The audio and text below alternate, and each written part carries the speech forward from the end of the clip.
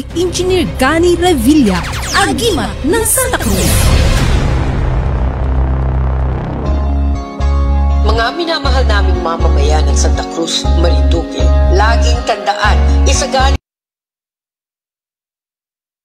Revilla sa pamamagitan ng livelihood, pagpapalago ng turismo, maayos na edukasyon para sa kabataan, isagani Revilla. Maayos na edukasyon para sa kabataan, pagpapalago ng turismo at ating kabuhayan, para umunlad, mabilis siyang aksyon, Tubong Santa Cruz, sigurado tayo kay isagani Revilla sa ikaunlad ng Santa Cruz. Isagani Revilla, isagani Tubong Santa. Isagani Revilla sa ikaunlad ng Santa Cruz. Isagani Revilla, isagani Santa Cruz. Mga minamahal naming mamamayan ng Santa Cruz, laging tandaan, isagani Revilla sa pamamagitan ng livelihood, pagpapalago ng turismo, maayos na edukasyon para sa kabataan, isagani Revilla, Tubong Santa Cruz. At ito, isang magandang umaga po sa lahat po ng ating mga tagapakinig sa bayan ng Santa Cruz, sa ibang lugar po dito sa atin sa Marinduque, lalo po sa bayan po ng Torrijos, sa bayan po ng Mugpog, at sa lahat po ng mga regular na nakikinig sa FB Live. Ayan. Ngayon po ay kita nag-advance po ng program.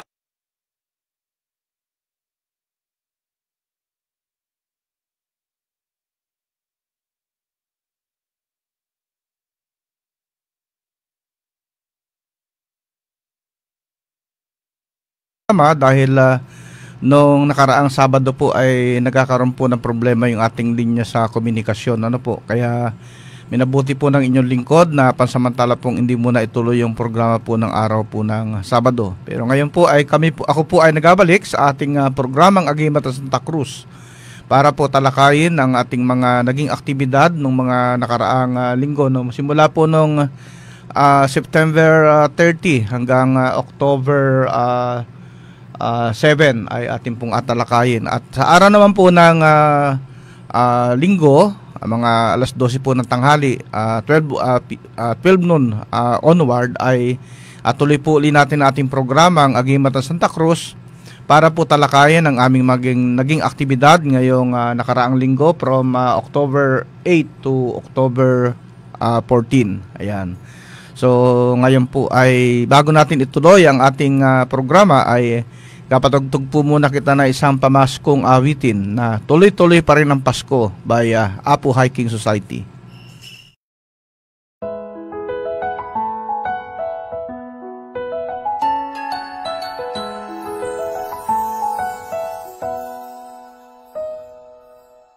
Ngayon'y nakikita ng mga ngiti, nagniningning bumabalik muli ang saya sa mga labi. Lungkot natin ay nabawi, pagkat lumaban, nagtulungan at sa dilim ay nagwagi. Bawat pagmulat ng mata ay biyaya, bawat hiling na natupad ay himala, kaya't malalim pa at iyukit sa puso. ang dahilan ng Pasko, ang pagsilang ni Kristo. Ngayong Pasko, magpasalamat, manalangin tayo.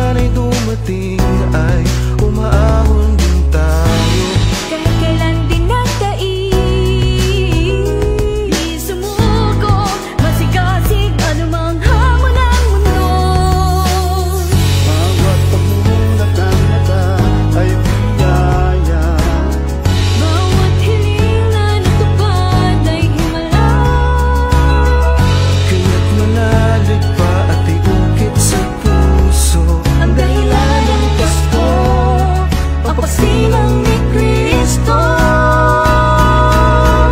Ngayong Pasko, magpasalamat, manalangin tayo, magbunyi pagkat nagdadala ang ating mga puso.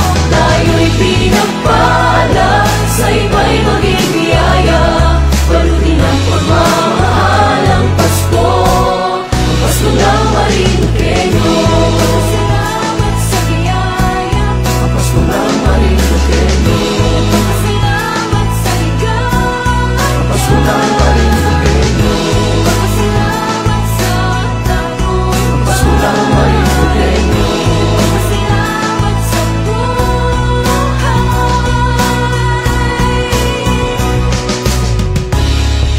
Maging bukas palad sa nangangailangan. Magtulay tayo sa pangarap ng iba. Pagalapin pa natin ang puso ng pagmamahal ngayong Pasko. Ngayong Pasko, magpasalamat, manalangin tayo, magpunyi pagkat nadadala ang ating mga puso. Buwan na, ano, at kita ay magkakaroon na ng pagsiselebrate uli ng kapanganakan ng ating mahal na Panginoon. Jesus, ang kasama mo, tuloy pa rin ang Pasko.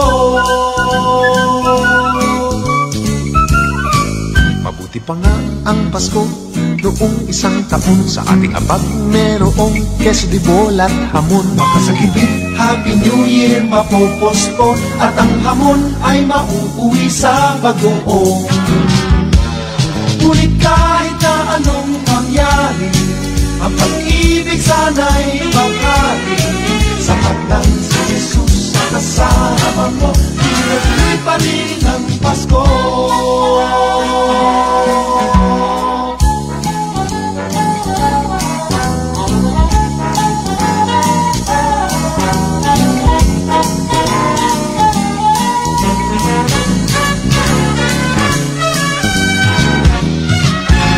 Kahit na anong mangyari, ang pag-ibig sana'y maghari.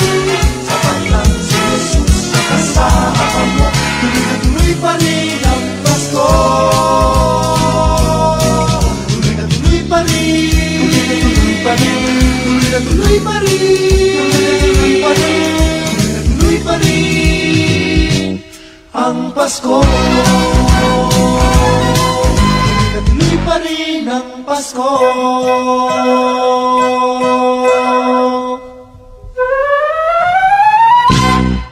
Ayan, ating pong narinig ang awitin ng Apo Hiking Society, tuloy na tuloy pa rin ang Pasko.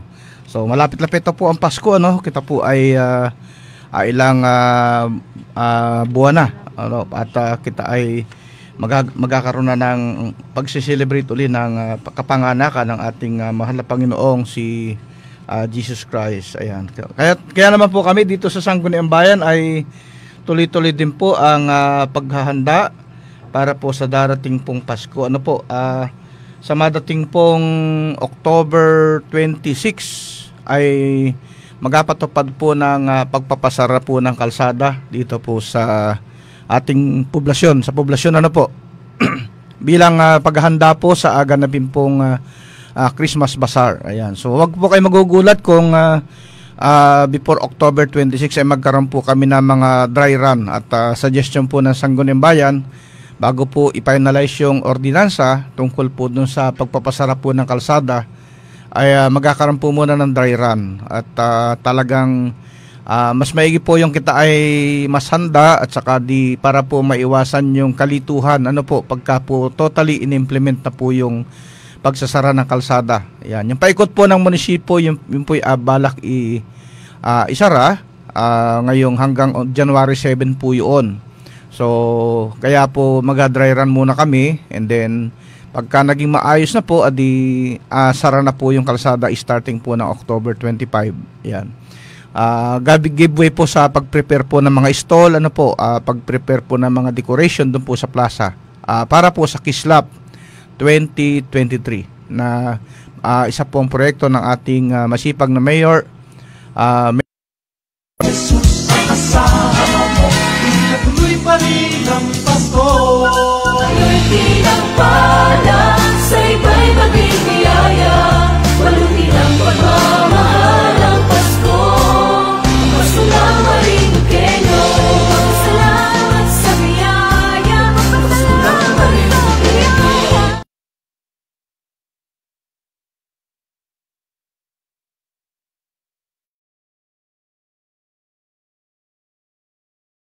Palagiang kumustahan sa lahat ng Marinduque.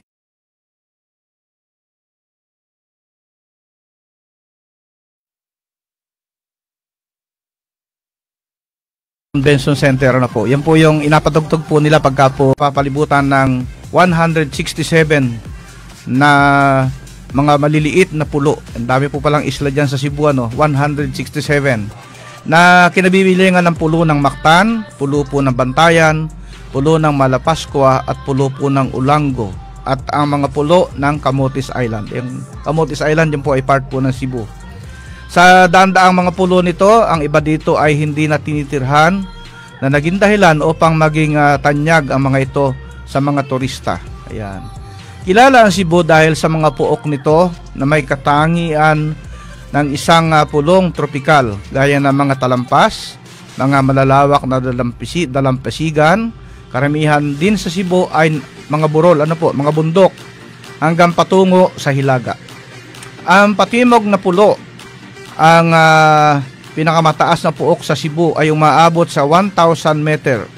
Matatagpuan ang kapatagan sa lungsod ng Bugo at sa mga bayan ng San Remigio, Midilien, Daambantayan at sa hilagang rehiyon ng Lalawigan. Ang lungsod ng Cebu ang kabisirang lungsod na pinakamatandang lungsod sa Pilipinas, bahagi ng kalakalang Cebu, kasama ang 6 pang ibang lungsod ng Karkar, lungsod po ng Danao, yung narinig po yung mga nagagawan po ng mga baril, yung po yung lungsod po ng Danao, lungsod po ng Lapu-Lapu, nandiyan po yung lungsod po ng Lapu-Lapu, yan po yung isla, pero nandiyan po yung airport, diyan sa lugar na yan. Nandiyan din po ang lungsod ng Mandawi, yung lungsod ng Mandawi, katabi po yan ang lungsod po ng Cebu, ang lungsod po ng Bugo at ang lungsod po ng Talisay, at 6 pang mga bayan. Isa po ang Cebu sa pinakamaunlad na lalawigan sa Pilipinas at ang sentro ng kalakalan, komersyo, edukasyon at industriya sa gitna at timog bahagi ng Pilipinas. Maraming mga hotel, casino, mga beaches, mga resort po, marami dyan at iba pang puok na pasyalan ang matatagpuan sa lalawigan po ng Cebu. Ang katutubong wika ng Cebu, ang wikang Cebuano. Sinilita ito ng halos lahat ng bahagi ng kapuluan ng Gitnang Visayas. Kasama ang mga lalawigan ng Bohol, Canlorang Leyte, Negros, ilang bahagi ng katimugang Pilipinas, kasama ang Bukidnon, Agusan, Surigao, Davao, Cotabato, at Zamboanga del Sur. Yung po, nasalita po nila doon ay mga Cebuano. May mga pagkakaibang makikita sa mga salita ng bahagi, subalit ang pagkakaiba ay bahagya lamang. Para pong dito sa atin sa Marinduque, pari-pareho pong Tagalog pero iba-iba po yung punto. Parang ganun din po sa Visayas, may tinatayang 20 milyong tagapagsalita ng Cebuano. Mahusay ding manalita ang mga Cebuano ng ibang katutubong wika sa Pilipinas, gaya ng Tagalog at iba pang wikang Bisaya, gaya ng Hiligaynon at Waray-Waray. Yung Waray-Waray po ipamilya tayo dyan dito sa Kabisayaan, bandang Leyte, bandang Tacloban, Leyte at saka Samar. Kadalasan po nandun ang Waray-Waray. Pero may portion po ng Camotes Island na ang salita rin po ay Waray-Waray. Yan. Sa mga pulo ng Camotes, isang katutubong wikang kaugnay ng Waray-Waray ang tinatawag na Puruhon ang sinasalita doon. So halos Waray-Waray din po pero Puruhon po ang tawag nilang lokal na salita doon. Sa Santa Rosa, sa Cebu rin po ito, ang Bisayang Bantayan ang sinasalita.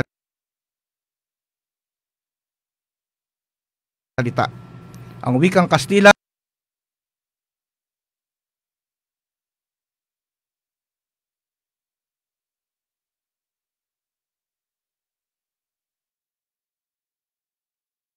ay kadalasang sinasalita ng mga wikang Inchik, ang sinasalita naman ng mga pamayalang Chino. Yan po yung kaunting kaalaman na hinatid po natin para sa Cebu. Ang relihiyon naman po nila, ano po, ang Nuestra Señora de Guadalupe, ang patron po ng Cebu.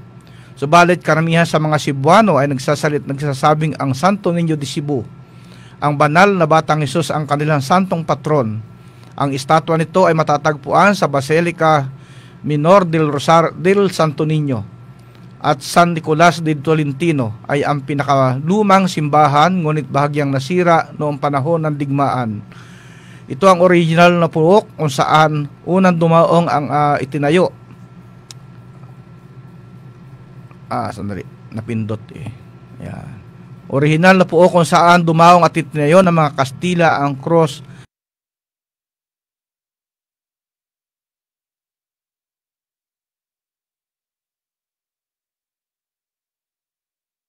Bago ito inilipat sa kasalukuyang puok nito sa Basilika. Yan. So bago natin ituloy po yung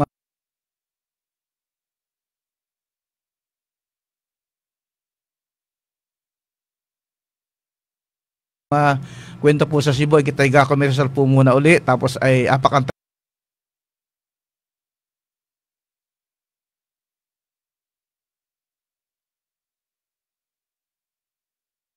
gamot sa iba't ibang uri ng karamdaman katulad ng high blood. Palagiang kumustahan sa lahat ng Marinduqueño. Anim na bayan dito sa ating lalawigan, sa magandang gabi po sa ating lahat. Kasangga sa lahat ng pagsubok. Inuulit po natin, kasalukuyan po nakataas sa signal number 2 ang buong lalawigan ng Marinduque. Kumusta ka bayan? I-komento sa ibaba, sa anim na bayan dito sa ating lalawigan, kumusta po ang sitwasyon ngayon? Tatalakay sa mga isyong pangkabataan. Para sa problema na iyon. Para hindi naman tayo na nakatigil lang at naghihintay. Patuloy po tayong maghahatid ng mga sariwang kaganapan sa sentro ng Pilipinas. Ilalatag ang mga impormasyong dapat malaman ng bayan. Walang kakatakutan at walang papanigan. Patuloy ang serbisyo publiko para sa Marinduqueño. Ito ang Marinduque ngayon. Mga kabarkada, pagiging updated sa mga pangyayari sa puso ng Pilipinas. Napapanood ang Marinduque ngayon sa GRCAT V Channel 6.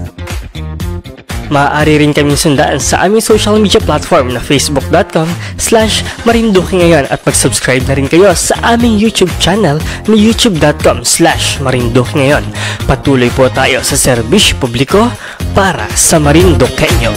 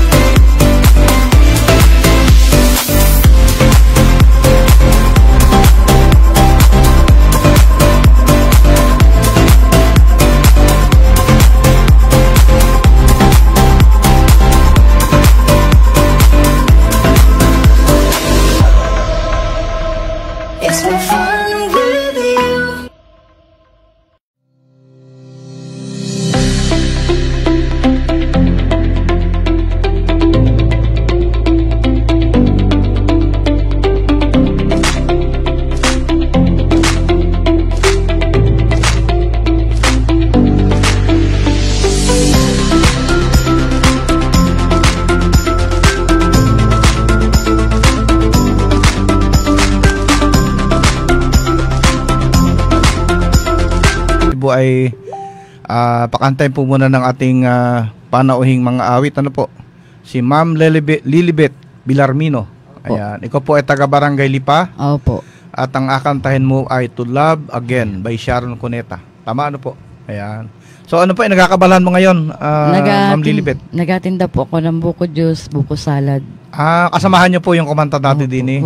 Kanano mo po sila? Anak ko po yun. Ay, maganda siguro ang kita sa buko, ano? Meron din po konti. May kaunti. Tama. So, dalhan mo po kami, buko. Dalhan po sa Maynila. Sa Maynila po. Malayo po joke yun. Lang. Pagka kami naadin sa malayo lati kay Lipa. Ako'y order lang po. Nag-order po man din si Ma'am Mansano. The Dr. Bertuccio. Nag-order sila. Sige po. Pagka ano po, mag-text na lang, ano po. Opo. So, ikaw po ay may asawa, ano? Meron po. Tsaka mga anak. Opo. Ay, abatiin po muna. Abatiin ko po yung 7 kong anak. Yung nasa Laguna na 3. At saka inabati ko rin po yung lahat ng suki namin sa Buko Juice. Ang magandang may-ari ng 527 si Edinya Ramento. At ang kanya mga tindera magaganda. At ang aking kaibigan si Sheila. At saka si Eva. Ayun. Opo. So, yun lang pong inabati. Wala po yung Tagalipa. Ay, mga Tagalipa rin po pala. At saka aking mga manugang ay. Balita ko walang kalaban si Kapitan Virgilio dyan, ano? Wala po. Inabati ko rin po si Kapitan. Si Kapitan. Magandang umaga, Kapitan. Ano po, Kapitan Virgilio ng Barangay Lipa. Si Kagawad Alvin ay nadyan ding Alvin Constantino. Constantino po. Si Kagawad Berto. Si Kagawad Doro. Hindi po kami nakakampanya, inabati lang po namin. Inabati ko lang po. Sabihin inakampanya namin. No? Hindi naman. Ayun. So, sino ba pong inabatiin mo? Wala na po siguro. Maya-maya naman, kami nakalimutan. Maya na lang po. At kadalasan ay baka awayin ka po ng kapitbahay. Ay, hindi naman po siguro. Sige po. So, makanta na po si Ma'am Lilibet Villarmino ng To Love Again by Sharon Cuneta. Welcome po natin siya sa radyo natin.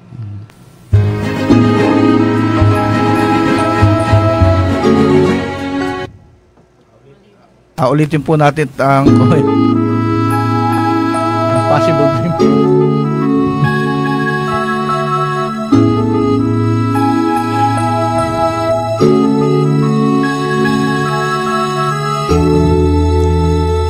It is fine. It helped me forget for a while.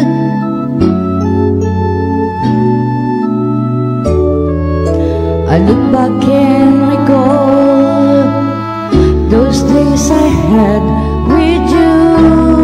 Sometimes I need a friend just to make it true. Another day spent without you.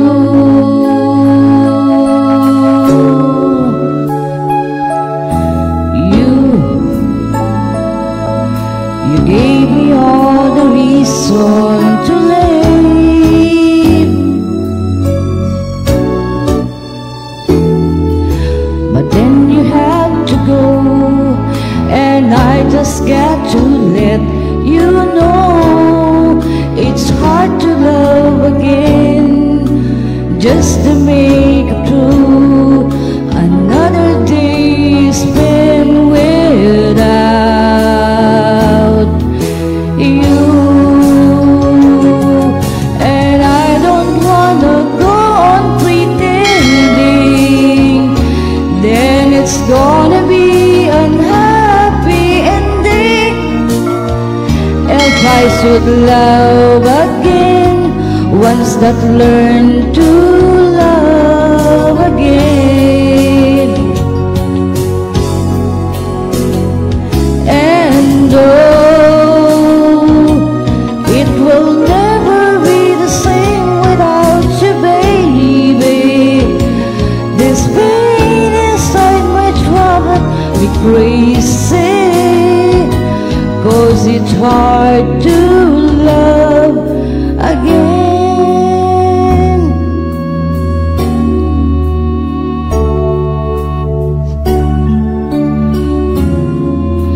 Friends are great, they cheering me up for some time,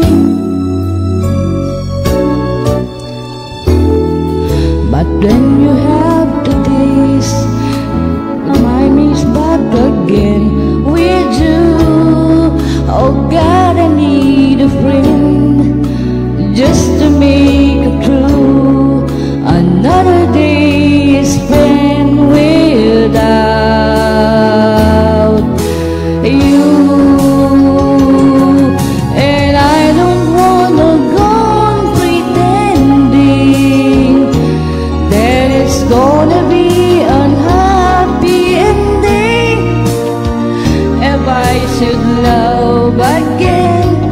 ones that learn to love again. And oh, it will never be the same without you, baby. This pain inside me driving me crazy, 'cause it's hard to love again. And oh, it will never be the same without you, baby. This pain inside me driving me crazy, 'cause it's hard to love again.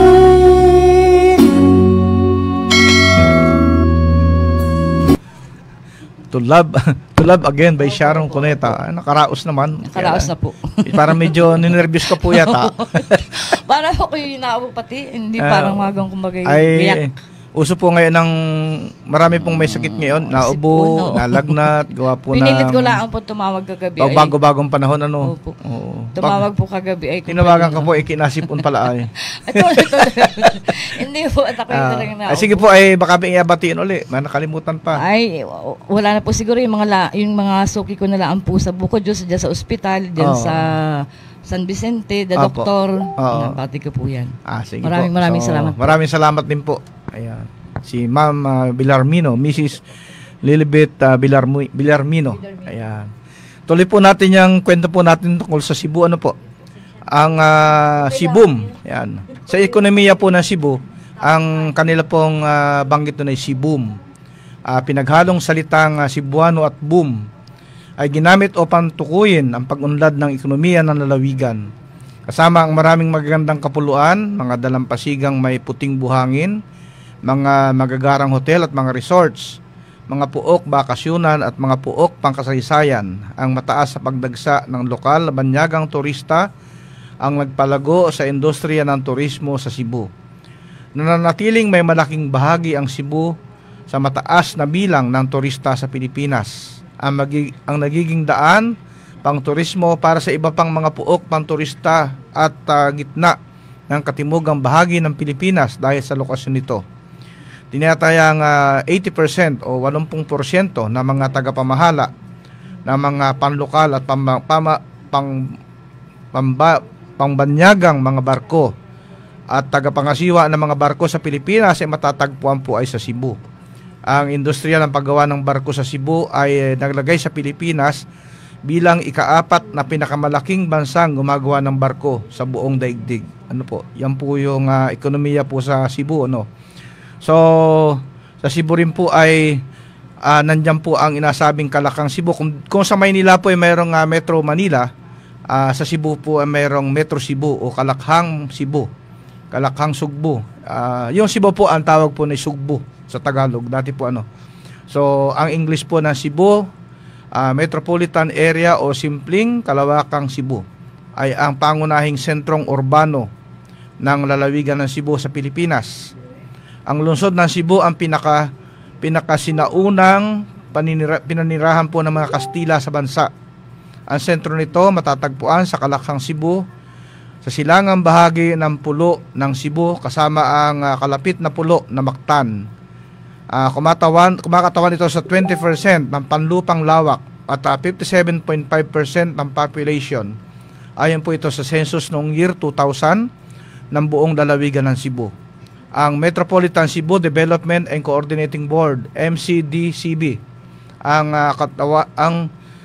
katawan na may mandato na bumalangkas ng mga plano, pagpapaunlad para sa lugar sa Kalakhang Cebu at iba pang bayan ang pagpapatupad ng mga ito. Hindi tulad ng Metropolitan Manila Development Authority, ang MCDCB ay walang legal na institusyonal na kapangyarihan. Gayunpaman ang kapangyarihan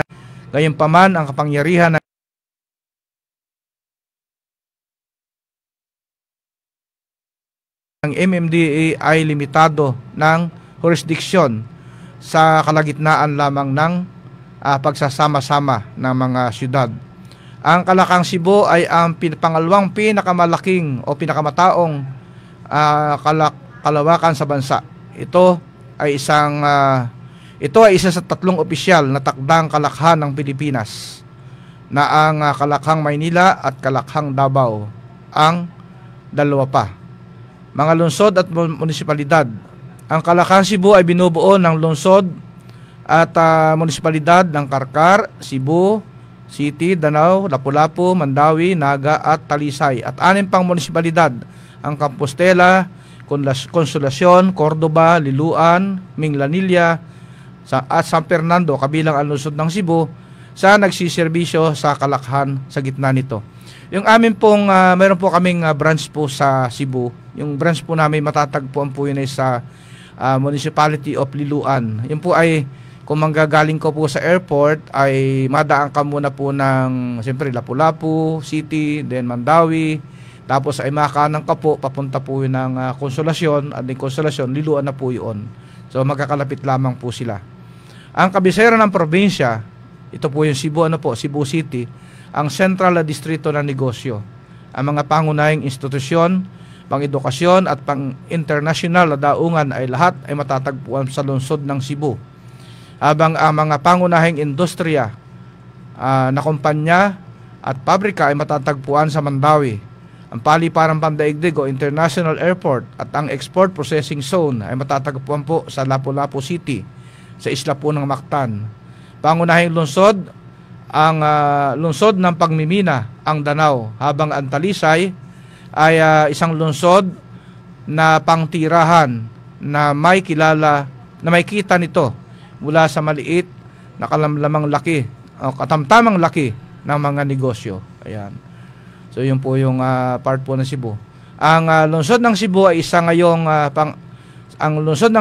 isang nayong pangingisda at kaisang pagsasaka ng pinamamahalaan ng mga katutubong Haring Bisaya na nakipagkalakalan sa mga karatig na isla. Ito po yung dati pong Cebu City. Ang Malaysia at Indonesia, ang Cebu ay lokasyon ng rehenante ng Cebu, Rahanate ng Cebu. Isang India rice, parang kung po sa India, mga karyan po sa India, na itinatag ng kalahating Indian at kalahating Malay, Seri Lumay mula sa Sumatra. Noong April 7, 1521, napakatagal na po dito, dumating sa Cebu ang Portuguese na explorer na si Ferdinand Magellan. Siya ay nabigo na maangkin ang Pilipinas para sa korona ng Espanya nang siya ay pinatay sa isla ng Mactan noong 27 ng Abril 1521, na ang pinuno po nito ay ang si Datu Lapu-Lapu. Ayan. Noong April 27, 1565, dumating sa Cebu mula sa Mexico ang mga Espanyol na explorer na pinamumunuan po ni Miguel Lopez de Legazpi. Pinalitan ng Espanyol ang pangalan ng lungsod noong ika-1 ng Enero 1571 mula sa San Miguel, St. Michael, patungong Villa del Santísimo Nombre de Jesus, bayan ng kabanal-banalang pangalan ni Jesus. Ang isla ay dating kabisera ng silangang Indias ng Espanya bago ilipat ang kabiserang lungsod sa Maynila noong 1571. Ang Mandawi noon ay kilala bilang Mandani, na pinamumunuan ng kanilang Panginoong Apunuan. Ito ay formal na binuo sa isang pueblo, mga tao, sa pagitan ng 1580 to 1700. At opisyal na kilala bilang poblasyon di Mandawi, bayan ng Mandawi noong 1899. Ito ay umusbong sa industriyang lungsod ng Mandawi. Ito ay naging isang chartered city noong ika-21 ng Hunyo 1969 sa pamamagitan ng Republic Act 55-19. Ito ay tinuturing isang highly urbanized na lungsod noong 1991. Ang Talisay ay dating Agustinian Order Hacienda Estate noong 1648 at naging munisipalidad noong 1849. Noong December 30, 2000, naging component city ang Talisay sa bisa ng Republic Act 8979. Ang lungsod ng Lapu-Lapu ay orihinal na tinukoy bilang Mactan. Na maglaon, ito ay naging bayan ng Upon. Noong 1730, ang ikapitong bayan na tinatag ng mga Augustinian Friar sa Cebu. Ang bayan ng Upon ay naging isang lungsod noong ikalabing-pito ng Hunyo 1961. Pinakamalaking distrito nito ang Lapu-Lapu at ipinangalan kay Dato Lapu-Lapu. Ang Kalakang Cebu ay nakakonsepto ng mga tagaplano ng pamahalaan noong 1970s at batay sa mga karanasan ng pagpaplano ng lungsod Kalakang Maynila. Sa Kalakang Maynila, inatawan ng Kalakang Cebu ang munlad ang sentrong panglunsod ng lalawigan na pisikal na malapit sa lungsod ng Cebu. Siyang nangungunang sentro ng komersyal at pinansyal sa Kabisayaan at Hilagang Mindanao na mga lugar ng populasyon na higit na nakadepende sa mga oportunidad sa ekonomiya ng umiiral na lugar. Ang mga tao sa Cebu ay tinatawag na mga Cebuano. Walang kamali-malay ang ilang mga individual na may inchik, Hapon, Indiano at iba pang mga dayuhang ninuno, pati na rin ang mga ninuno mula sa ibang grupong etniko ng mga Pilipino. Ang wikang Cebuano ang pinakaraniwang wikang ginagamit sa Kalakang Cebu. Karaniwang ginagamit ang wikang Ingles sa institusyong pang-edukasyon at mga transaksyon sa negosyo, kabilang ang iba pang wikang sinasalita na wikang Chino, wikang Tagalog, at isang hanay na mga wikang Bisaya. Ang Kalakang Bisaya o Cebu ay ang upuan ng higit 100 institusyong pang-edukasyon. Ang pinakamatanda sa mga ito ay ang Universidad de San Carlos, ng San Carlos. Ang ilan sa mga institusyon na ito ay kinabibilangan ng Asian College of Technology, Cebu Doctors University, Cebu Eastern College, Cebu Institute of Medicine, Cebu Institute of Technology, ngayon po University noong 1946, Cebu Technological University, Colegio de la Immaculada Concepcion, Don Bosco Technical College, Cebu, Colegio ng Beles, Pamantasang Southwestern, Pamantasan ng Cebu, at Pamantasan ng San Carlos. Mayroon pong iba po rin po ang pamantasan ng Pamantasan ng San Jose Recualitos, Pamantasan ng Southern Philippines Foundation, Pamantasan ng Pilipinas, Cebu, Pamantasan ng Kabisayaan, Pamantasang Normal ng Cebu, St. Teresa's College of Cebu. Ang Cebu Doctors University ng lungsod ng Mandawi ang ang malaking bilang ng mag-aaral mula sa kalapit na lalawigan sa Kabisayaan, ganon sa Hilagang Mindanao. May gustong pumunta sa Kalakang Cebu upang kumuha ng pangatlong level na edukasyon. Mayroon ding malaking bilang ng mga mag-aaral sa Timog Korea at sa Irano, Sub-Saharan African at Timog Indiano na kumukuha ng kurso sa antas ng tertiary sa Kalakang Cebu. Sinasamantala ang mas mababang halaga ng edukasyon sa Kalakang Cebu at Pilipinas na nag-uugnay sa kanilang bansa. Ang Cebu ay may 4 na international na konektadong institusyon pang-edukasyon: Cebu International School at CIA British School na matatagpuan sa lungsod ng Cebu. Singapore School Cebu, Woodridge International School ay matatagpuan naman po sa Mandawi. Ayan. Noong ika-30 ng Hunyo 2004, si Gloria Macapagal Arroyo ang unang Pangulo ng Pilipinas na pinasinayaan sa Kalakang Cebu. Ang inaugurasyon ay ginawa sa harap ng Cebu Provincial Capitol sa lungsod ng Cebu. Ito ay ginawa bilang pasasalamat sa suportang ibinigay sa kanya ng mga taga Cebu noong eleksyon. Sa isang pahina ng tradisyon, inihatid niya ang kanyang inaugural address sa Maynila bago umalis patungong Cebu para sa kanyang inaugurasyon. 2005, Timog Silangang Laro. Ang Kalakang Cebu at iba pang pangunahing lungsod sa Pilipinas ay naging host ng 2005 at Timog Silangang Laro Games. Ang kaganapan ay ginanap mula ika-27 ng Nobyembre hanggang ika-5 Desyembre noong taong 2005.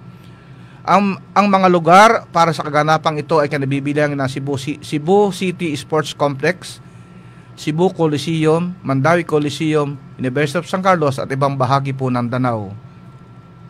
At alam niyo po ba na ang naging Archbishop po ng Cebu ay Tubong Marinduque? Ayan. Yan po ay si Ricardo Cardinal Vidal na naging Archbishop po ng Cebu. Ayan. Tuloy lang po natin si Cardinal. Ayan. Ito po.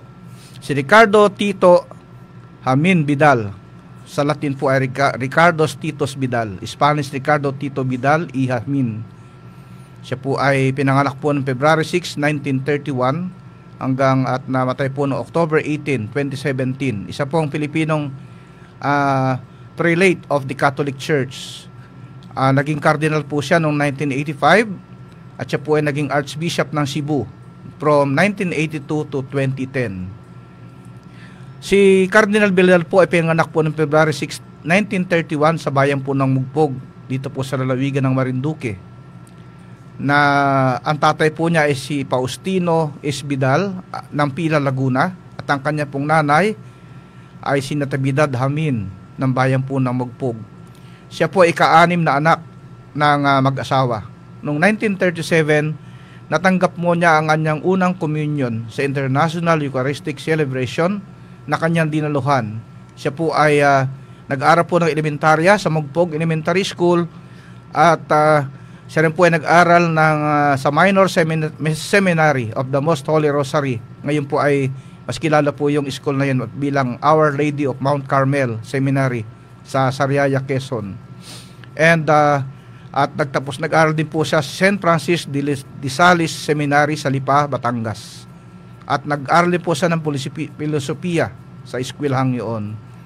Nag-aral po siya ng theology ay sa San Carlos Seminary, diyan po sa siyudad po ng Makati sa Metro Manila. Si Cardinal Vidal po ay naordinahan bilang dekano o kaya ang tawag po dito ay deacon, yung diakono. Ayan, diakono. Siya po ay naordinahan diakono noong September 24, 1955 at naging pari po noong March 17, 1956 kung saan siya po ay naordinahan po sa Lucena City, diyan po sa Quezon Province by Bishop Alfredo Obiar. Si Cardinal Vidal po ay naging spiritual director ng Our Lady of Mount Carmel Seminary sa Sariaya, Quezon. Siya po ay na-appoint bilang Coadjutor Bishop of Malolos noong pong November 30, 1971 and was concentrated bishop by Archbishop Carmini Rocco, Apostolic Nuncio to the Philippines. Less than 2 years later, he was appointed Archbishop of Lipa by Pope Paul VI. Si Pope John Paul II, inappoint naman po si Cardinal Vidal bilang Coadjutor Archbishop of Cebu noong 1981 at naging Archbishop po noong August 24, 1982 ng Cebu na pumalit po kay Cardinal Julio Rosales.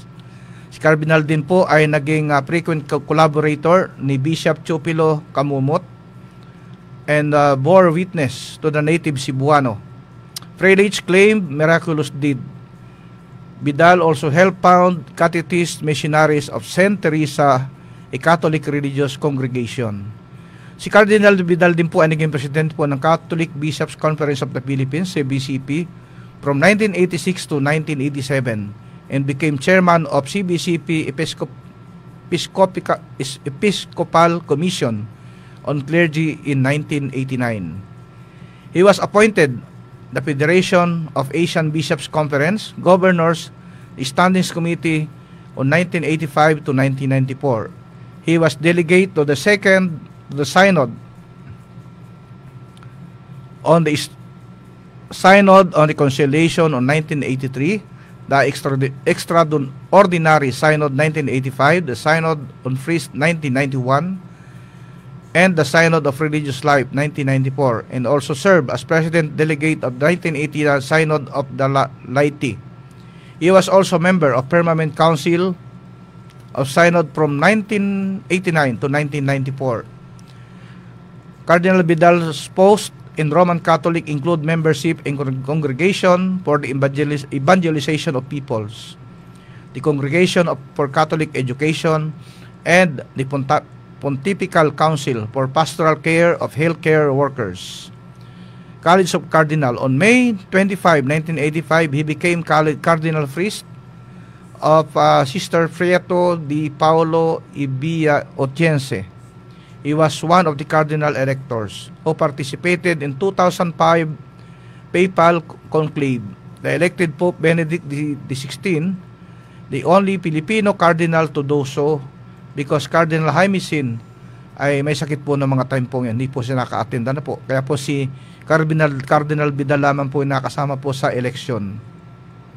Sa Pilipinas naman po, si Cardinal Vidal at si Cardinal Vidal and the Cardinal Archbishop of Manila, Jaime Cardinal Sin, supported the 1986 Philippine People Power Revolution. As Archbishop of Cebu and the President of Catholic Bishops' Conference of the Philippines, Vidal led the rest of the Philippine prelates and made a joint declaration against government and results on the snap election. So malaki po ang naging role nitong ating kababayang cardinal na ito noong pong 1986 People Power. Noong 1989, si President Corazon Aquino asked Vidal to convince General Jose Comendador, who was sympathetic to the rebel forces fighting her government, to surrender peacefully. His intervention averted that could have been bloody cup. So napasuko po niya sa pamamagitan po ng tulong ni Cardinal Vidal, si General Jose Comendador. Noong 2001, during the 2001 People Power, Vidal convinced President Joseph Estrada to step down. Estrada was later detained. Vidal, along with Senator Manny Villar and House Representative Speaker Jose de Venecia Jr., wrote a letter appealing to President Gloria Macapagal Arroyo to grant pardon to Estrada in the spirit of national unity and reconciliation.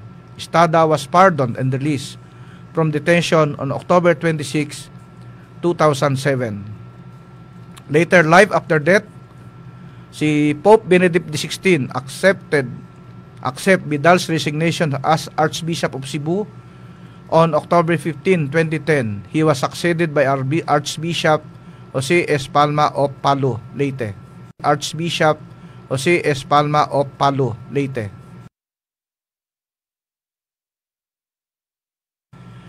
In retirement, Vidal lived in Santo Niño Village in Cebu City. He continued presiding at masses and attending events organized by Archdiocese of Cebu. He underwent coronary angiogram procedure and had a pacemaker installed in 2004. He experienced a mild stroke in September 23, 2013. He was confined to the hospital multiple times beginning 2014 for pneumonia. He was confined in the hospital in May 2007 for same illness, given the Catholic sacrament of anointing of the sick on October 11 and died on October 18. Cardinal Vidal received recognition from government on December 7, 2010. The Senate of the Philippines recognized his service to Cebu by Senate Resolution number 306. It is resolved by the Senate to honor Ricardo Cardinal Vidal, Archbishop of Cebu, for his service the people of Cebu, providing spiritual leadership and inspiration, helping the community avert or survive several crises and conflicts, often acting as peacemaker and giving the voice of moderation amid clashing views and interest in local and national issues. He also received recognition from House of Representatives through House Resolution 593. The province of Cebu gave the highest award that province could give, the Order of Lapu-Lapu. The cities of Lapu-Lapu and Talisay made him adopted son of two localities. In March 2009, University of Visayas granted him a title of Doctor of Humanities, honoris causa. Si Cardinal din po ay parang gusto pong i-canonize po. There had been calls for Cardinal Vidal to be proclaimed as saint. Vidal was influential in pushing the canonization of several Filipinos, especially St. Pedro Calungsod, Filipino Catholics had been urging that Bidal receive the same honor.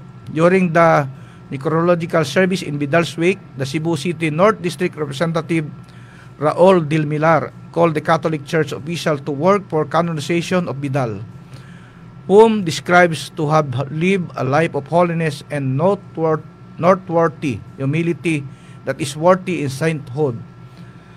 Among those claimed that Archbishop lived in life was Senator Vicente Soto III, who said the news reporter as he showed a rosary given to him by Bidal, "Now, I have a new friend in heaven. He is praying for me."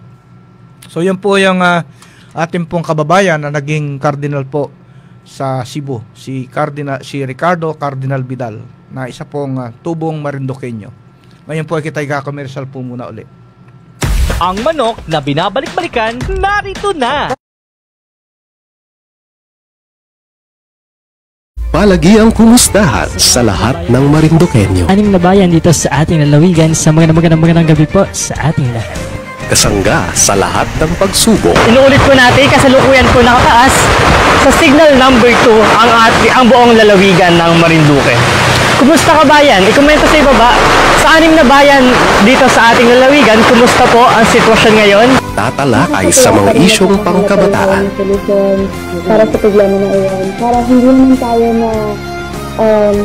na nakatigil lang at naghihintay. Patuloy po tayong maghahatid ng mga sariwang kaganapan sa sentro ng Pilipinas. Ilalatag ang mga impormasyong dapat malaman ng bayan. Walang kakatakutan at walang papanigan. Patuloy ang serbisyo publiko para sa Marinduqueño. Ito ang Marinduque ngayon. Mga kabarkada, pagiging updated sa mga pangyayari sa puso ng Pilipinas. Napapanood ang Marinduque ngayon sa GRCAT V Channel 6. Maaari rin kaming sundaan sa aming social media platform na facebook.com/Marinduque ngayon at mag-subscribe na rin kayo sa aming YouTube channel na youtube.com/Marinduque ngayon. Patuloy po tayo sa serbisyo publiko para sa Marinduqueño.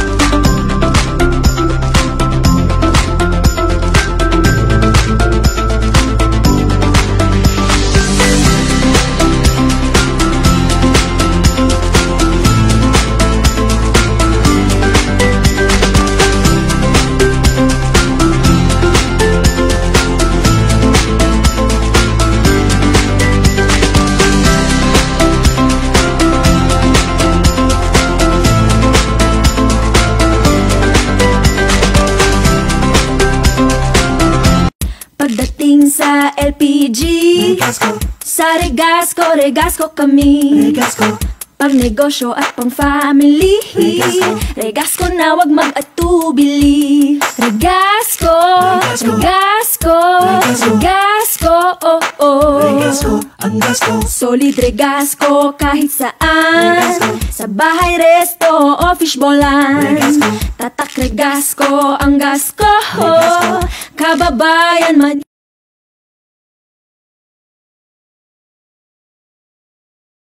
Mrs. ano po? Apa. Akala ko yung miss pa.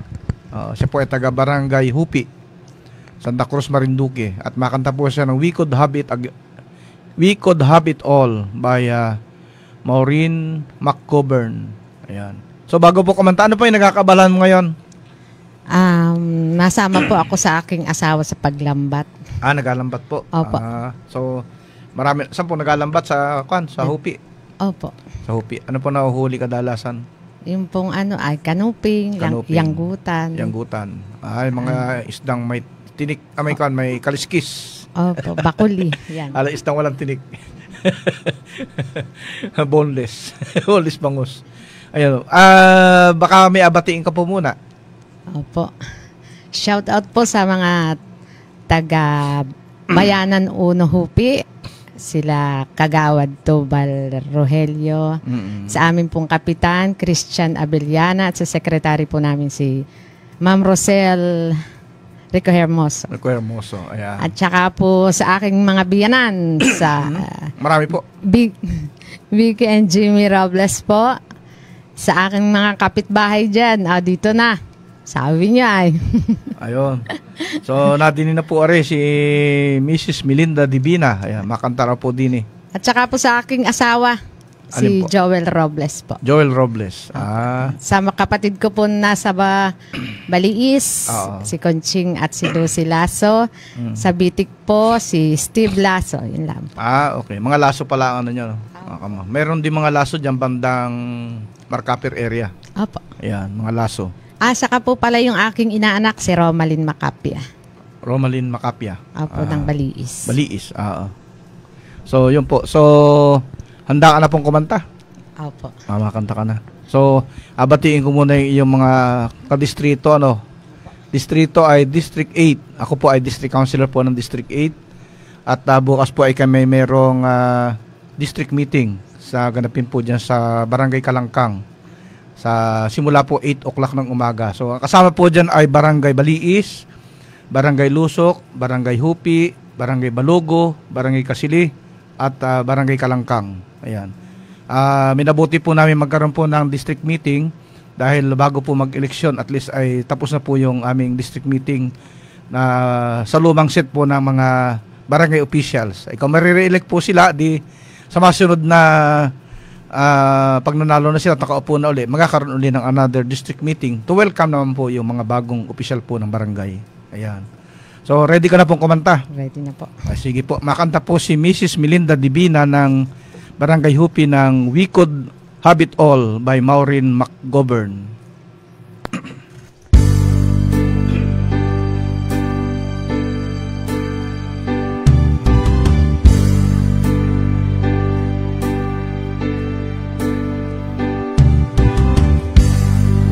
Tumble like the wind in the wind.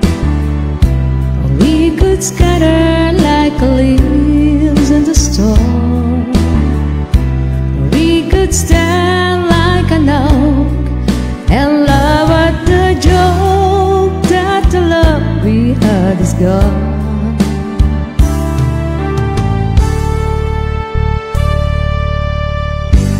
We could buckle like a bridge made of tin. We could shatter like a house made of glass.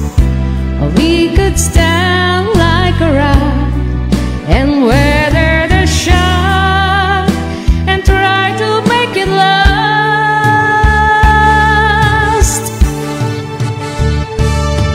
and give each other love every day. A little goes a long, long way, and we could have it all, and we could have it all again.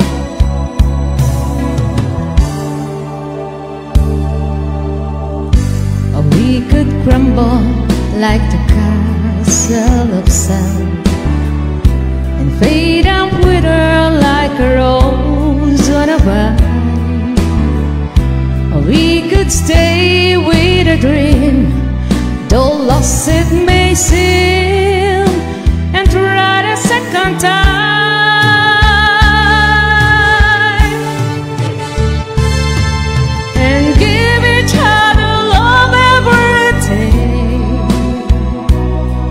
A little goes a long, long way, and we could have it all, and we could have it all again.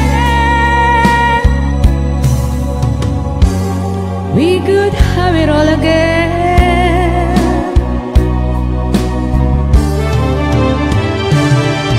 You stumble and you fall, you're out of your losses, you'll gather your forces and you try again.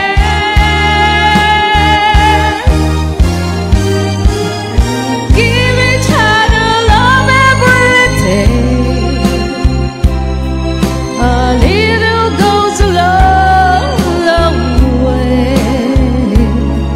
and we could have it all, and we could have it all again.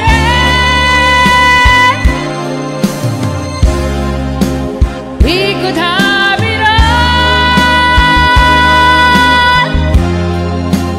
We could have it all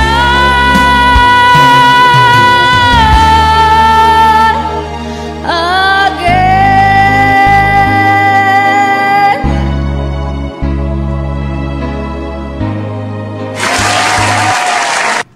Magaling kumanta rin taga-hoping ari. Ano po? Ikimibatiin ka pa po.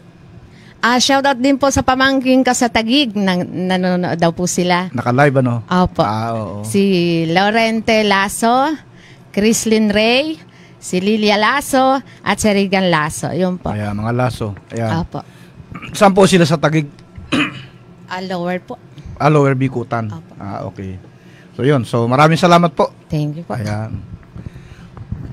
At tuloy po natin yung aking ina-discuss po kanila tungkol po dun sa Cebu. Ngayon po ay kita mapunta naman po sa Cebu City, kung saan ang mayor po ay si Mayor Michael Lopez Rama.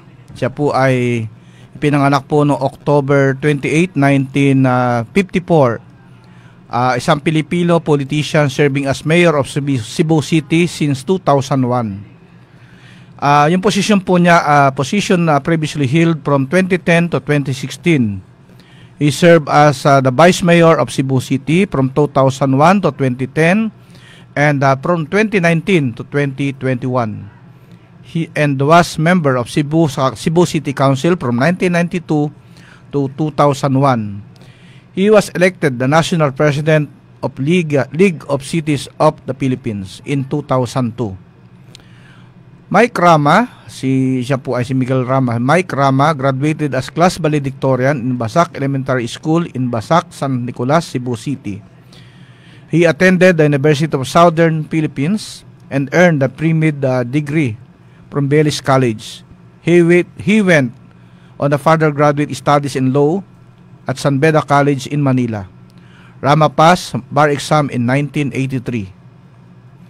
Rama started his political career as councilor of Cebu City for 3 consecutive terms from 1992 to 2001, filling the slot of his uncle, Clemente Clay Rama, a veteran councilor and leading the Committee on Education. And his third term as councilor, who was recipient of the most votes in the election. Siya po ay laging number 1 sa election nung siya po ay councilor. Rama became the first councilor that made him open assume the role of as acting vice mayor and even as acting mayor. So, yun po ay kadalasan ko rin na experience yung maging acting vice mayor at acting mayor since ako po yung first councilor dito sa atin. Si Rama po ay the same din po ang naging karanasan. So, malayong-malayo pa po ako sa kanya. Also during his third term, yung pangatlong termino po niya, he served as National President of the Philippine Councilors League or PCL, kung saan yan po yung aming samahan po ngayon na aming inapuntahan. Thereafter, Rama served 3 consecutive terms as Vice Mayor of Cebu City from 2001 to 2010 with Tomas Osmeña as Mayor, and was elected the National President of Vice Mayors League of the Philippines, BMLP. Rama ran and won for city mayorship in 2010 and was proclaimed as the 27th Mayor of Cebu City, defeating former Mayor Alvin Garcia. Rama was elected as mayor for second term in 2013, defeating his former ally Mayor Tomas Osmeña. On December 2015, Malacanang ordered a 60-day preventive suspension on Rama for his alleged culpable violation of the Constitution, grave abuse of authority, grave misconduct, and oppression. Rama reported back to his office on February 8, 2016 as the 60-day suspension imposed on him by the Office of the President of the Philippines has ended. Rama ran for the third and final consecutive term in 2016 but was defeated by Osmeña by the margin of 33,894 votes. Laki ng lamang po. In 2019, Rama returned to his former post as Vice Mayor of Cebu City together with his ally Eduardo Labilla as Mayor, defeating the incumbent Osmeña. Rama once again took oath as Mayor on November 2021 following the death of Labilla. So namatay po yung Mayor, siya na po yung pumalit na Mayor. So Rama retained his post as City Mayor in 2022, defeating City Councilor Margot Osmeña and Dave Tumulak. Rama is a member of Rama family, a prominent political family from Cebu City. He is son of Fernando Rama, a former Cebu City Councilor, and brother Eduardo L. Rama, the former Congressman and Governor of Agusan del Norte. His nephew in Cebu City Congressman Ido Rama Jr., son of his late brother Governor Eduardo Rama Sr. And he has a daughter named Micheline If Rama and son named Mike Rama. Other relatives include his grandfather is Don Vicente Rama, Senator, Cebu City, first inaugural mayor, first national assemblyman, congressman, councilor, and the father of Cebu City. He is a nephew of Osmondo G. Rama, governor of Cebu Province, and Commissioner Napoleon G. Rama, 1986 Constitutional Commission floor leader, Philippine Legion of Honor, Grand Commander, 26 February 2011 awardee. Captain George Rama is his first cousin, the barangay captain of Basak, San Nicolas of Cebu City. And in addition, his first cousin is talent manager, celebrity businesswoman Annabel Rama, the mother of Ropa, Richard, and Raymond. So ito po ay mga showbiz personality. So binanggit ko po sa inyo binasa ko po yung biography ni Mayor Mike Rama. Gawa nung na-meet po namin siya doon sa Philippine Councilors League. Pakaganda po ng kanyang pagde-deliver ng speech at napakahilig po pala niyang kumanta. Sabi niya huwag daw asayangin ang sandali dahil ang kanyang priority po lagi ay pamilya. Yan ay lagi pong inasabi ni Mayor Mike Rama. At inawit po niya yung kanta ni Martin Rivera, Kahit Sandali. At yung pong Impossible Dream ay kinanta rin po yun. 3 kanta po, hindi ko natandaan yung isa. Pero yung huli pong kinanta niya, yung Impossible Dream. At yun daw po isa sa kanyang favorite song. Simula daw po na siya pumasok sa politika. Impossible Dream dahil hindi po niya akalain na siya ay magiging Cebu City Mayor. At kahit sa medyo may edad na rin po siya, ay napaka-active pa rin po niya pagdating po sa public service. Ayan, yan po si Mayor Mike Rama ng Cebu City. So naobserbahan po namin noong unang araw po ng aming Councilors League o yung continuing leadership learning o program na ginanap po sa Cebu.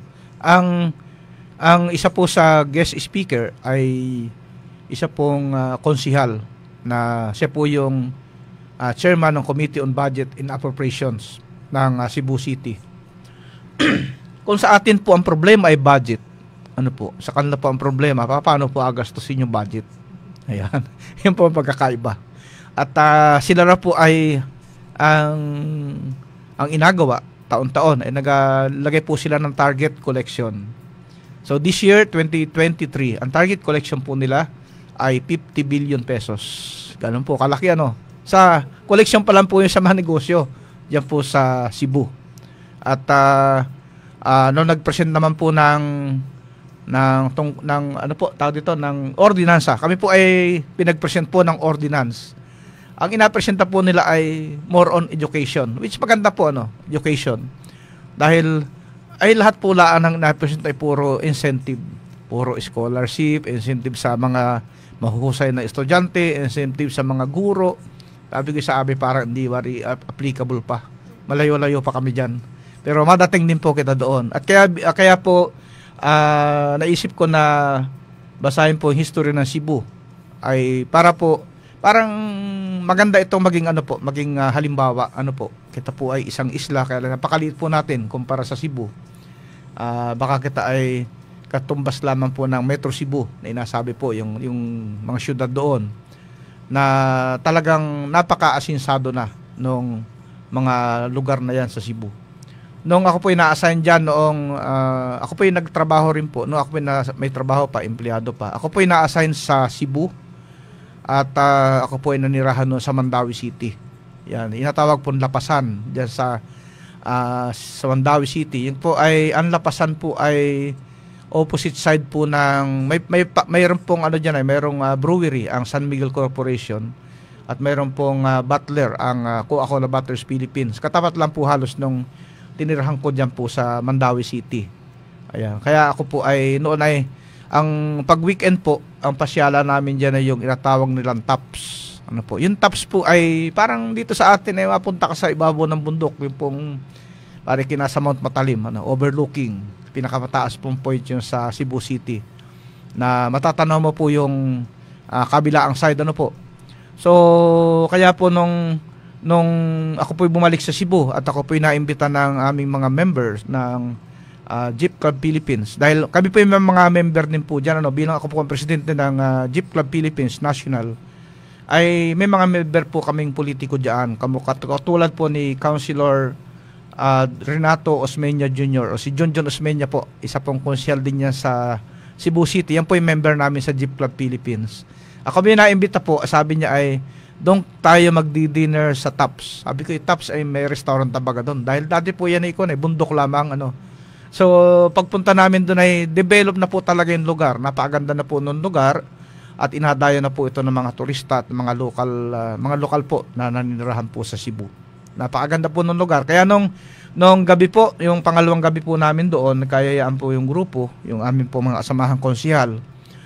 Kasama po ang ating Vice Mayor, si Vice Mayor Babs Manuel Rico Hermoso, si Konsihal Arman Palma, si Konsihal Rebo Joshua Red, si Konsihal Macari Pirilla, si Konsihal Emil Alvarez, si Konsihal Rostico Reynoso Jr., si Konsihal Felix D., si Konsihal Dolan Kerebi Murillo. Ayan.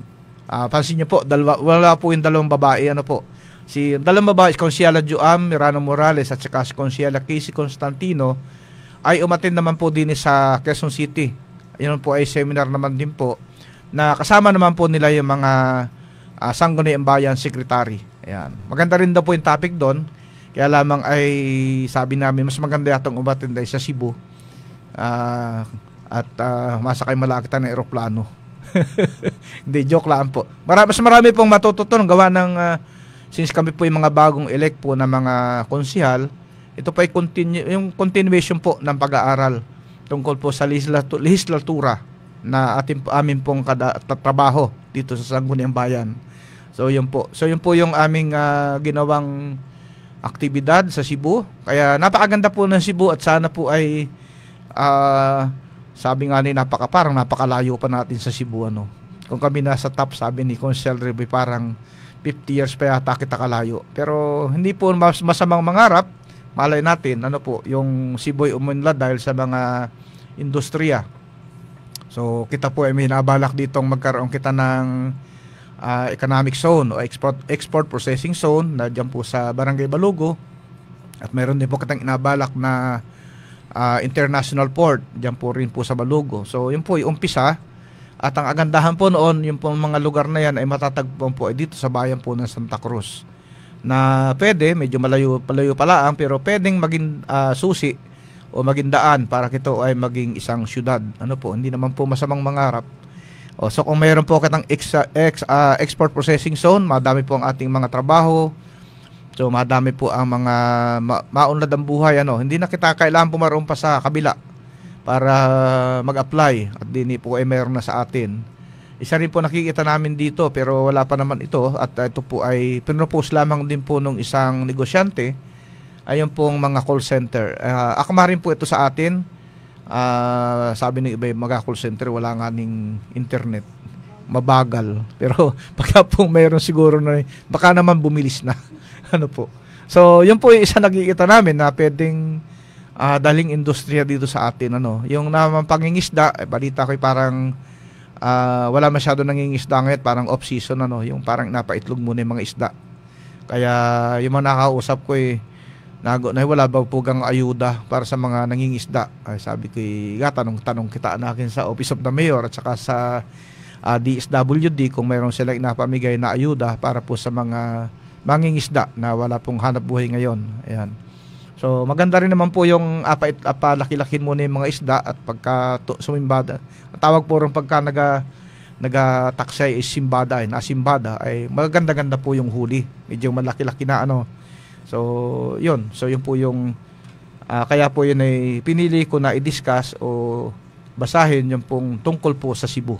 Yan. Ating kababayan po natin na pwede natin maging idol si Ricardo Cardinal Vidal na isa pong tubong mugpog at isa pong Marinduqueño. Pag naalala ko po noon ay pag ako po nung nasa Cebu at ako nagasimba doon sa katedral doon ay pag naalaman po ni Cardinal Vidal ay kay taga Marinduque ay ayahin ko po doon sa loob at ikapakainin man laang. Yan po yung kagandahan ni Cardinal Vidal.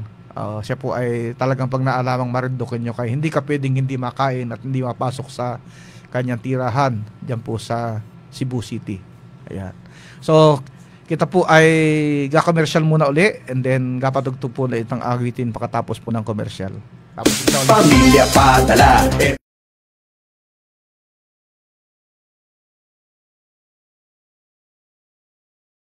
Palagi ang kumustahan sa lahat ng Marinduqueño. Aning na bayan dito sa ating lalawigan sa magandang gabi po sa ating lahat.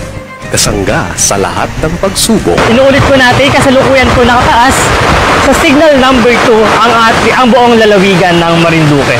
Kumusta ka bayan? I-komento sa ibaba sa anim na bayan dito sa ating lalawigan, kumusta po ang sitwasyon ngayon? Tatalakay sa mga isyong pangkabataan. Para sa problema na iyan. Para hindi naman tayo na nakatigil lang at naghihintay. Patuloy po tayong maghahatid ng mga sariwang kaganapan sa sentro ng Pilipinas. Ilalatag ang mga impormasyong dapat malaman ng bayan. Walang kakatakutan at walang papanigan. Patuloy ang serbisyo publiko para sa Marinduqueño. Ito ang Marinduque ngayon. Pagdating sa LPG, sa Regasco kami. Pag negosyo at pang family, Regasco na wag mag-atubili. Regasco, oh oh. Ang gasto. Solid Regasco kahit saan. Sa bahay, resto o fishbowlan. Tatak Regasco ang gasko. Kababayan manigurado. Regasco, oh oh. Regasco, ang gasto. Regasco, oh oh. Regasco, ang gasto. Love ko, Regasco. Regasco, oh oh. Regasco, ang gasto. Mga mami, gamit ba sa bayang hanap mo? Dito na tayo! Airisha General Merchandise. Hanap mo ba'y telebisyon, washing machine, mga gamit sa kusina, furnitures, at iba pang mga gamit sa iyong bahay? Huwag ka nang lumayo pa at pumunta na sa pinakamalapit na branch ng Airisha sa inyong lugar. Kung hindi swak ang budget, maaari ring installment sa mga piling items na mabilis pang ma-approve. Arisha General Merchandise.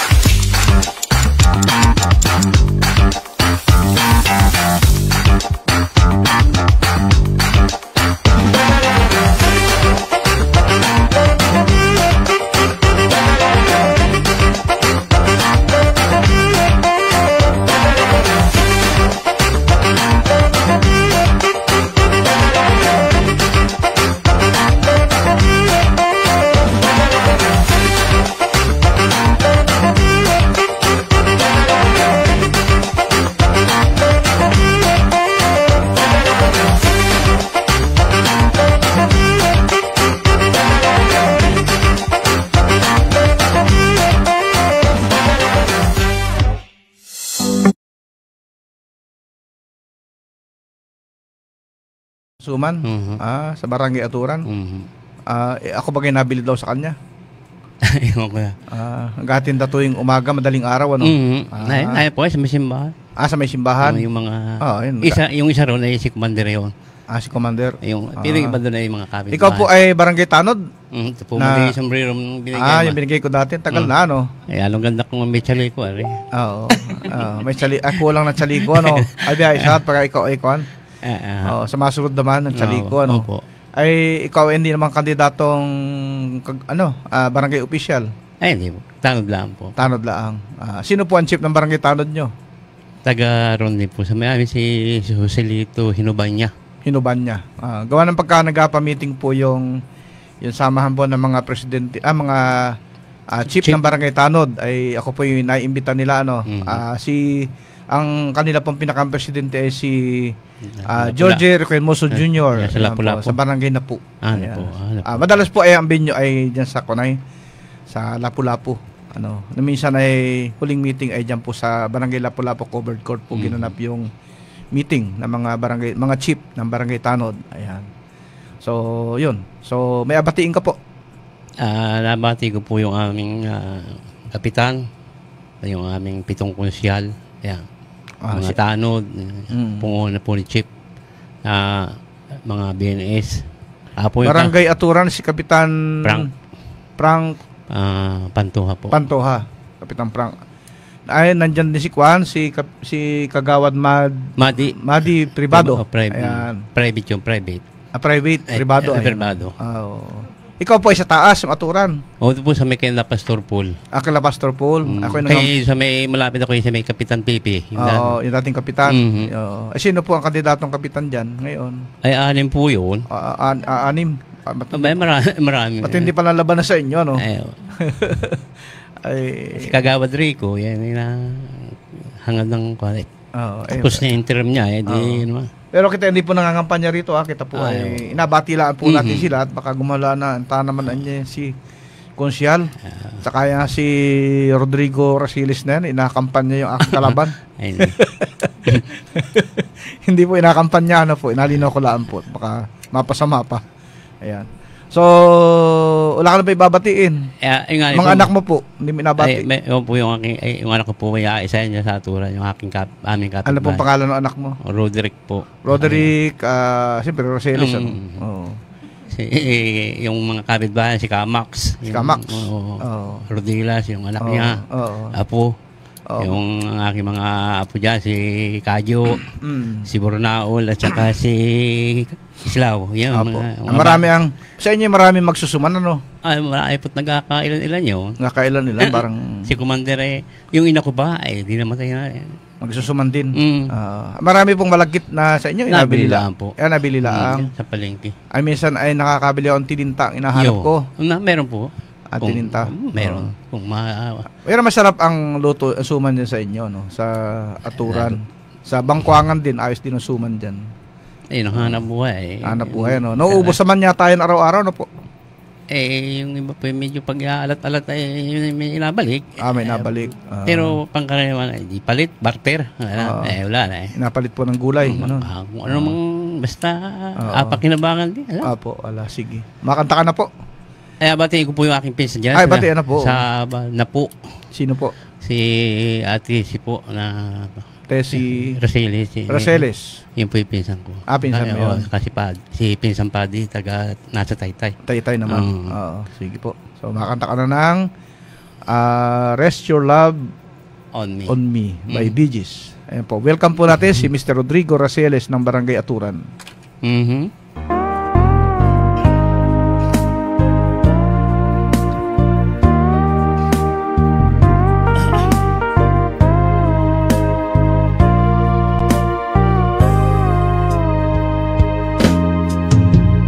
Maybe you don't know me any more than I know you, and I wouldn't blame you if you walk away.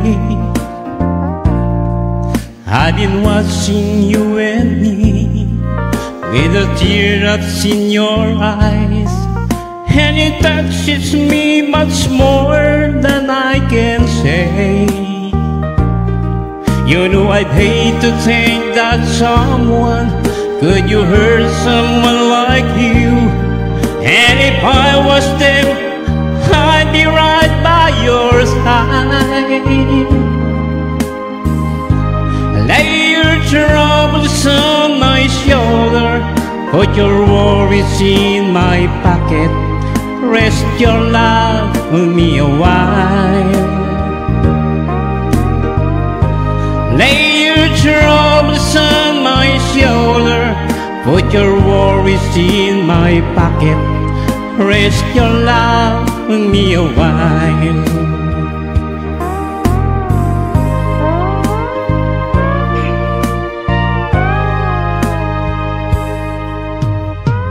So you in the corner, and the moment I walk in, so your lonely face across the room. No, I won't forget it, and the way it might have been. Why did you have to leave so soon? You know I'd hate to think that someone could you help you more than me. At a time like this, I'd be right by your side. Lay your troubles on my shoulder, put your worries in my pocket, rest your love with me a while.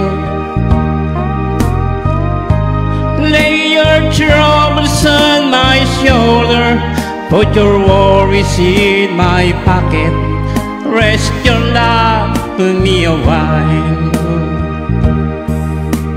How long must I wait for the last train to be here, and the last chance to know, get to think that I was born too soon? How long, honey, when the loving don't come? I was there when you let me, just didn't know how to begin. Lay your troubles on my shoulder, put your worries in my pocket, rest your love on me a while.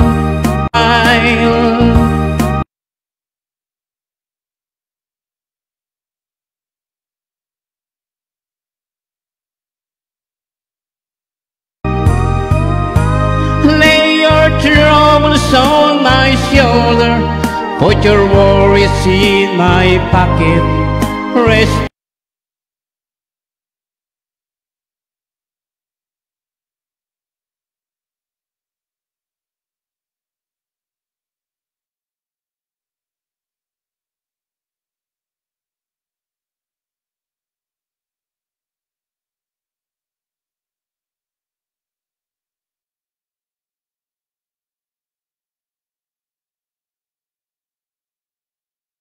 Your love for me a while.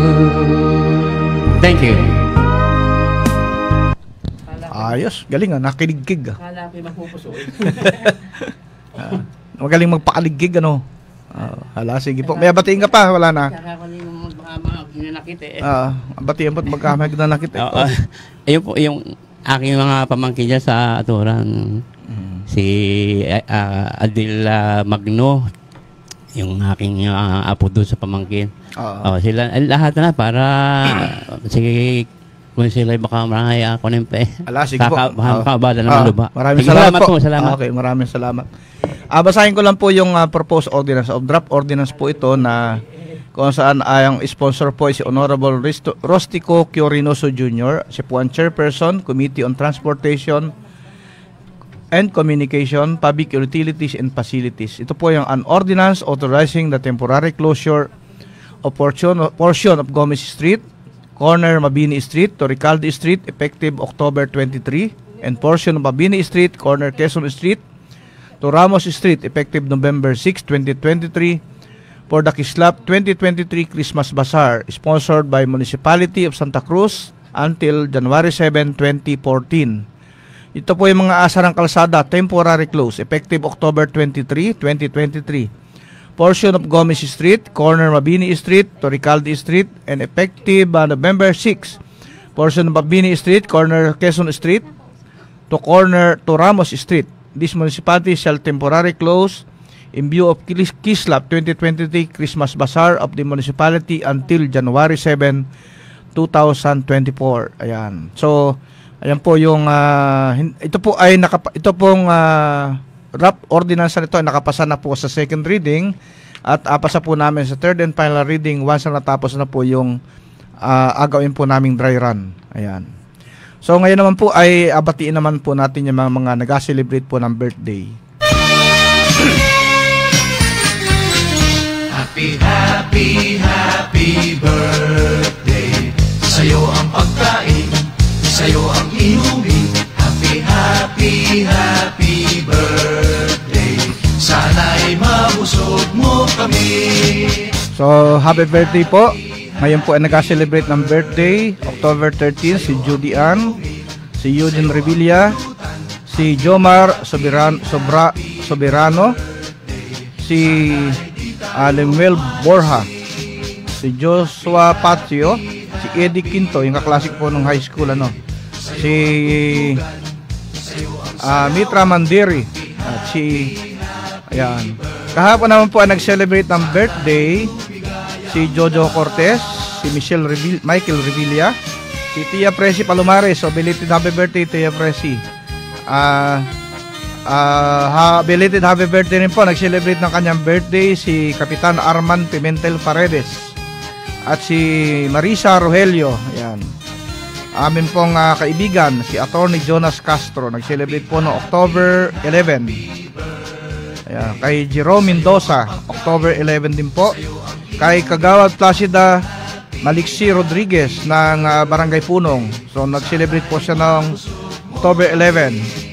Kay Arman Rodel Rohel, kay Ivan Del Rosario, kay Rosit Salis, nag-celebrate po noong October 10. Sa amin pong kaibigan na off-roader at may-ari po ng 199 Off-Road, si Mr. Ramon Tuong. At yan, abati rin po namin, nag-celebrate October 10 si Ferdinand Ponsalan Vargas, at si Maya Ramiro Riego. Ayan. Nabati rin po namin ng advance happy birthday si Kuya Galo Peña. So sa happy 70th birthday. Bukas po yung kanyang birthday. Amin pong kaibigan na si Mr. Tony Lau. Si Joey Revilla mag-celebrate October 14. Bukas po yon. Si Miguel Santos. Ayan. Nabati later po na October 15. Advance happy birthday kay Alan Puente. Ayan. Kay Ronnie Palma. Kay Tom Peña Ariola. At sa lahat po ng mga mag-celebrate pa ng birthday. So happy birthday po sa inyong lahat. Inabati ko po pala ng aking po mag-iina, si Marlene, ang aking mga anak, si Jasper, si Jessie, si Jimmy at si Marla. Tapos mong nanay, si Nanay Aida Regio Revilla. At ang mga kapatid ko, si Melissa, ang kanyang asawang si Edith, ang mga anak si Adrian at si Eliza, si Efren at ang kanyang asawang si Mary Jane, ang mga anak si Joshua, Jason at Jep, ang kanilang apo na si Krishna, aming kapatid na si Margie, ang kanyang asawang si Ramilo at ang kanyang mga anak si Mara at si Mara at saka si Moises, at ang aming pinsan si Gerald, si Bergie at ang kanyang mga anak si Jabrel at si Jay Amor. So magandang umaga sa lahat po ng mga nakikinig sa aking programa, ang mga member po ng 5-2 Club diyan po sa Barangay na po at sa Santa Ana, Manila. Kadalasan po sila nakikinig na po. Nabati ko na rin po si Ninang Nilda Ariola at si Ninong Pater na lagi po nakasubaybay sa ating programa, si Michelle Estrella. Nabati ko rin po si Kuya Victorio Rodriguez ng Barangay Hupi. Ang nabati ko po si Norin Olympia Abril. Ayan, si Maripi Anaway Paes ang Barangay Balugo. Si Benz Rabi Jr. Magandang umaga sa iyo, Benz, ng Barangay Lusok. Ayan. Si Hans Remintiliano, ito po sa Sangguniang Bayan. Yan. So yung mga si Kanowi Inyes diyan po sa Sitio Balingbing, Barangay na po. Magandang umaga po sa iyo diyan. Kay Brian Baltasar, kay Vanessa, yan.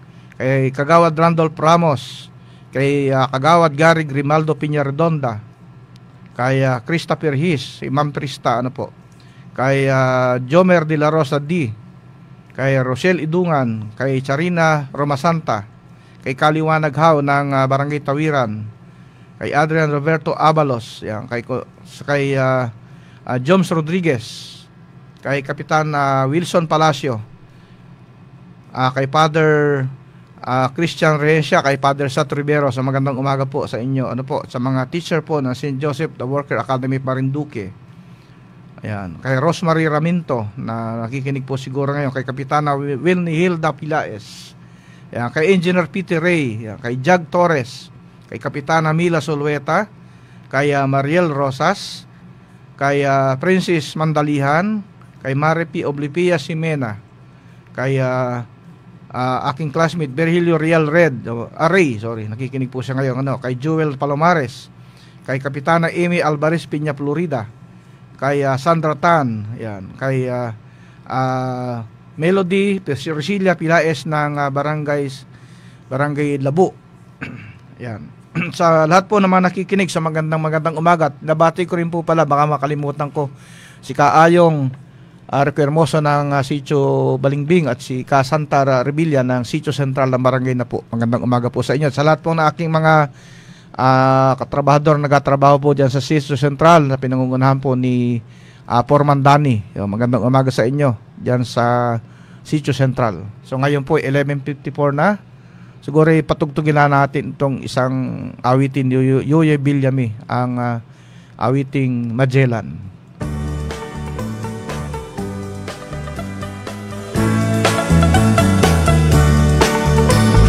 March 16, 1521,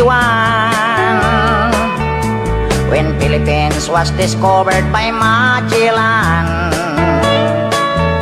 They were sailing day and night across the big ocean until they saw a small Limasawa Island. Magellan landed in Limasawa at noon. People meet him very welcome. People meet him very welcome.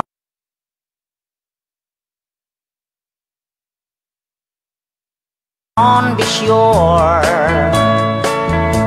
they did not understand the speaking they have done, because Castilla get at waray-waray man. When Magellan landed in Cebu City, Raha Humabon met him, they were very happy. All people were baptized and built the Church of Christ, and that's the beginning of our Catholic life. When Magellan visited in Mactan to Christianize them everyone, but Lapu-Lapu met him on the shore and dragged Magellan to go back home. Then Magellan got so mad, ordered his men to camouflage. Mactan Island we could not grab, cause Lapu-Lapu is very hard.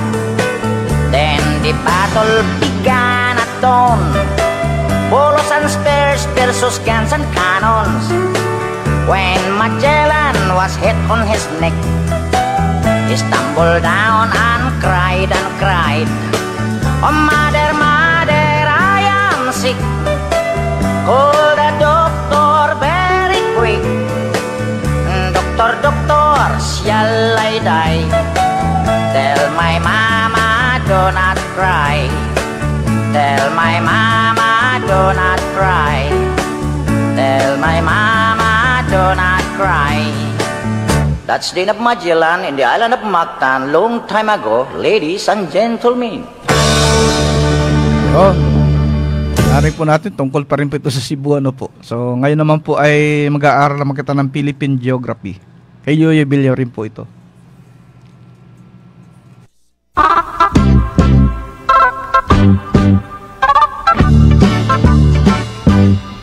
Philippines has a great history according to our geography. Manila is the capital city, dating queen from the other country. Metro Manila, Quezon City, Caloocan, Pasay, Makati, Marikina, Pasig, Sapote, Malabon, Las Piñas, Parañaque. From the north, Batanes, Apare, Ilocos Sur, Ilocos Norte, Isabela, Cagayan Valley, Mountain Province, La Union, Baguio City, Nueva Ecija, Nueva Vizcaya, Tarlac, Pangasinan, Pampanga, Zambales, Bataan, Abra, Bulacan, Cavite, Batangas, Laguna. Now let's go to the southern Luzon, Camarines Norte, Quezon, Albay, Camarines Sur, Catanduanes, Masbate, Sorsogon, and we add 3 islands more, Mindoro, Marinduque, Romblon, then down to Visayan shore, famous of fish, sugar, coconut, and corn. Cebu, Mactan, Mandaue, Bohol, Samar, Leyte, Iloilo, Capiz, Aklan, Antique, Palawan, Negros, Bacolod, Siquijor, Dumaguete. Now let's go to the land of promise, the land of Mindanao, Bukidnon, Zamboanga, Misamis, Mambahaw, Butuan, Agusan, Surigao, Cagayan de Oro, Iligan, Osamis, and the 3 provinces of Davao, Davao Sur Oriental, del Norte, Cotabato, Lanao, Sulu, Tawi-Tawi. Philippines has a great history. Po, inakantay, batiin ko po muna yung mga nakikinig po sa amin sa FB Live. Ano po, kay Jen Terfinian, good morning po. Consial Isigano Revilla, watching from Kilo-Kilo. Kaling kay Tris Ono, babati po ang Oscar Head na si Sir Armando Quijano. Yan, kay Leia Lisa Rap Monterrey. Shout out po sa mga kasamahan ko sa 4Piece, dati Kasili at Ipil. At ngayon ay sa Balugo. Binabati ko magulang ko sa Ipil na si Evelyn Par at Tatay Rodito at mga kapatid ko dyan sa Masek. Binabati ko rin po kayo lahat. Ayan. Kaling kay Lisa Rap Monterrey, bakit po maaga ngayon po kayo? Ano po ito, siningit lang po namin at nung nakaraan po hindi ako nakapag-program, kaya nag-program po kami ng Biyernes. So bukas po ay wala ulit, meron po kaming district meeting, kaya ang masunod po ulit linggo naman after mga alas 12 po ng tanghali. Ano po? Nabati na po si Erman, hindi mabasa eh. Shout out po naman Konsyal, salamat. Kaling kay Palomares Imelda, good AM po. Shout out po sa mga taga Barangay Macolapit, Santa Cruz. Kaling kay Rapina Pilar Enyes, galing kumanta ni ate. Yan. Eman Poriskal, parang nakaatulog sa lambot ng boses. Yan. Galing kay Crinisa Ricamata Bilarmino, galing naman ni Mama Lilibet Bilarmino. So yun po, ngayon po ay alas 12 na tanghali at ako po ay magpaalam muna pasamantala sa ating programa. So abangan po ninyong aming program, Agimat at Santa Cruz, sa araw po ng linggo, alas 12 po ng tanghali.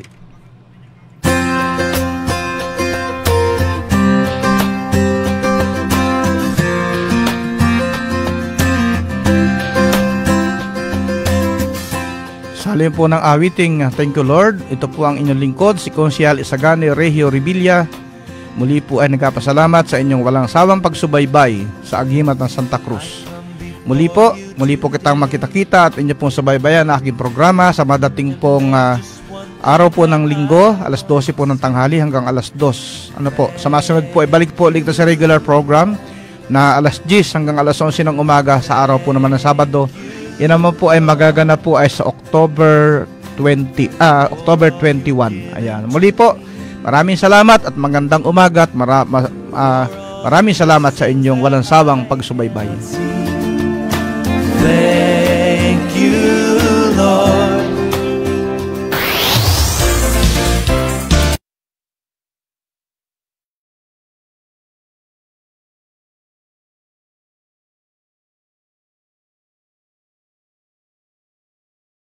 Palagiang kumustahan sa lahat ng Marinduqueño. Aning na bayan dito sa ating lalawigan, sa magandang gabi po sa ating lahat. Kasangga sa lahat ng pagsubok. Inuulit po natin, kasalukuyan po nakataas sa signal number 2 ang buong lalawigan ng Marinduque. Kumusta ka bayan? I-komento sa ibaba, sa aning na bayan dito sa ating lalawigan, kumusta po ang sitwasyon ngayon? Tatalakay sa mga isyong pangkabataan. Para sa problema na iyan, para hindi naman tayo na nakatigil lang at naghihintay. Patuloy po tayong maghahatid ng mga sariwang kaganapan sa sentro ng Pilipinas. Ilalatag ang mga impormasyong dapat malaman ng bayan. Walang kakatakutan at walang papanigan. Patuloy ang serbisyo publiko para sa Marinduqueño. Ito ang Marinduque ngayon.